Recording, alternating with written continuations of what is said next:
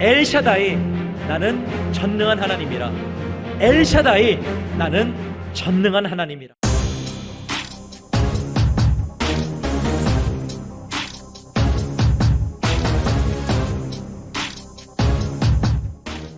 오늘 본문은 아브라함이 99세 때 하나님께서 그에게 나타나셔서 하신 말씀입니다.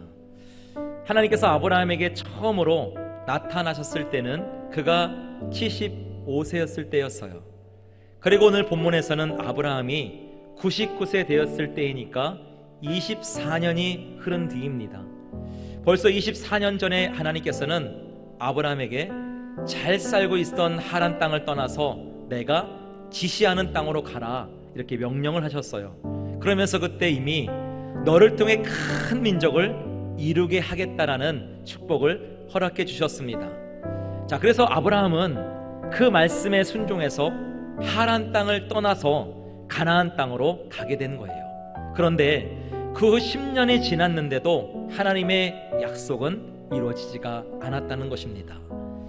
기다리다 못한 아브라함의 아내 사라는 자기 몸종인 하갈이라는 애굽 여인을 첩으로 주어서 아이를 낳게 해요. 그리고 그 하갈로부터 이스마엘을 얻게 된 것입니다. 자, 그때 아브라함의 나이가 86세였어요. 그리고 나서 또 13년이 흐른 그러한 시간이 되었습니다.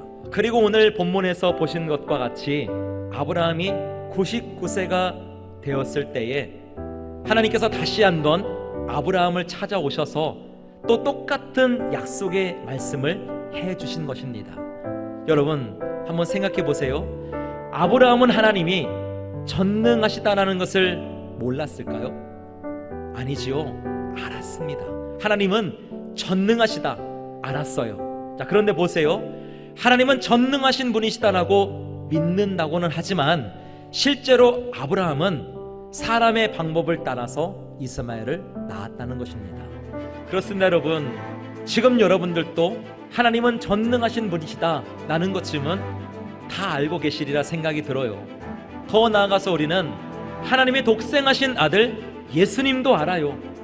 예수 그리스도가 이 땅에 오셔서 내가 죽어야 할 십자가에서 대신 죽으시고 장세된 지 사흘 만에 부활하셔서 하늘에 성찬하신 것도 다 알고 있습니다.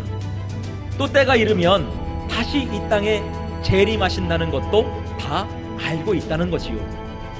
그래서 그때를 기다리면서 믿음으로 살아야 된다, 순종하며 살아야 된다, 예수님처럼 사랑하며 용서하며 살아야 된다, 다 알아요. 그러나 우리의 삶의 모습을 보면 여전히 사람의 방법과 저 세상의 방법을 따라서 거기에 맞추어 살아가는 경우가 많다는 겁니다.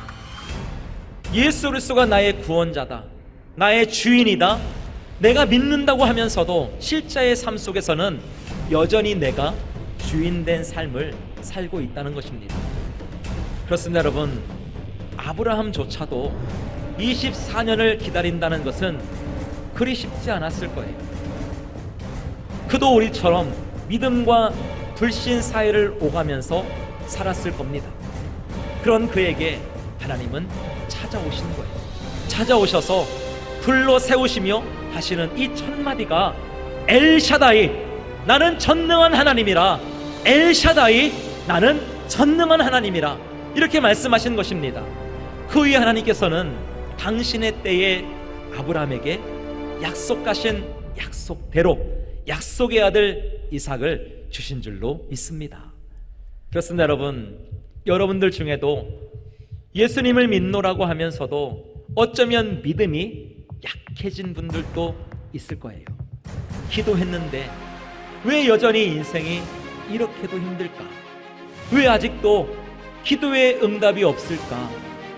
하지만 하나님께서는 오늘 말씀 앞에 그러한 우리를 불러 세우십니다. 그리고 이렇게 말씀하십니다. 엘샤다이, 나는 전능한 하나님이라. 사랑하는 성도 여러분, 그런 하나님의 약속과 그 말씀을 계속해서 신뢰하시기 바랍니다. 하나님의 약속된 말씀을 끝까지 믿는 자는 그 약속대로 이루어지는 삶을 살게 되는 줄로 믿습니다. 이렇게 전능하신 하나님을 경험하며 사는 저와 여러분 모두가 되시기를 주님의 이름으로 축원합니다.